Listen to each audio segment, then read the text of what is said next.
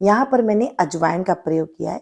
अजवाइन आप सबको पता है सर्दी में रामबाण काम करती है और पेट के पाचन तंत्र के लिए जबरदस्त है ये। तो 4 चम्मच के करीब यहाँ पर आप अजवाइन ले ले।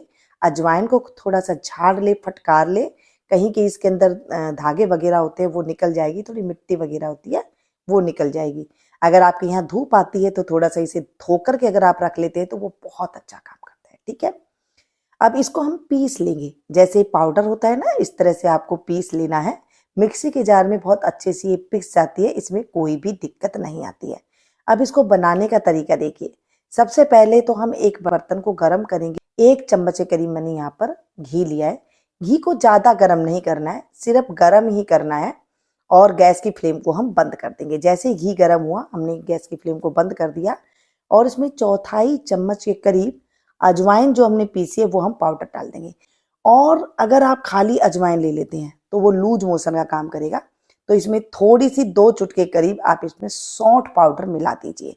जब अजवाइन और सौंठ पाउडर मिल जाता है तो ये बहुत अच्छी एक दवा बन जाती है।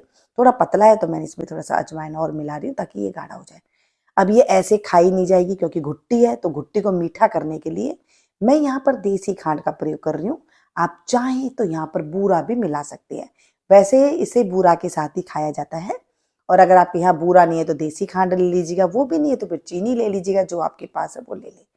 बस इस गुनगुने घी के अंदर अजवाइन, सौंठ और बूरा, इस चीज़ों का ना जो जापायत होती है, मतलब जिसे बच्चे होने के बाद ना, डिलीवरी के बाद ये दिया जाता है, जापा कहते हैं, जापा के में ये चीज़ देते हैं।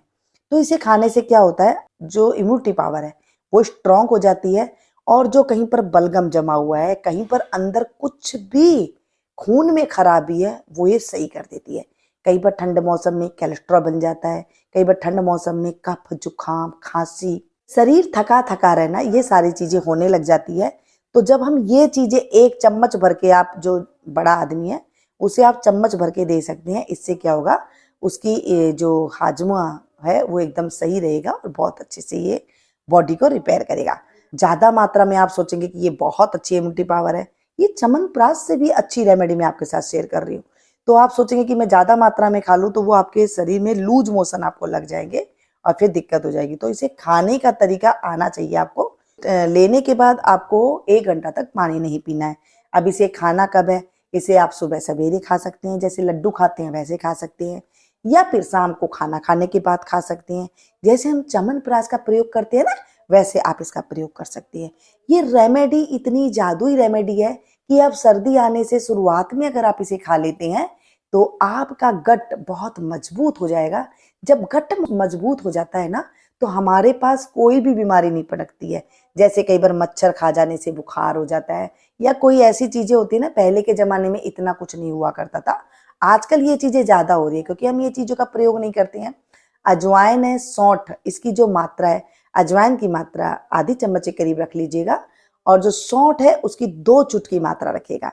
जब ये दोनों चीज मिला करके आप लेंगे तो आपको लूज मोशन नहीं लगेगा और ये बहुत अच्छे से काम करती है। तो ये रेमेडी जब मैं आपके साथ शेयर कर रही हूँ तो आप लोगों में से भी कई लोग ऐसे होंगे जिन्होंने ये रेमेडी खाई है बचपन में, तो जरूर कमेंट करके बताना। क्योंकि ये जो पुरानी औषधियां हैं जो हमारे बड़े बुजुर्ग अपनाया करते थे ना, वो हम आज भूल चुके हैं। तो इसी वजह से आज बच्चों को ये चीजों का पता नहीं है, सिर्फ हम डॉक्टर के पीछे भागते रहते हैं।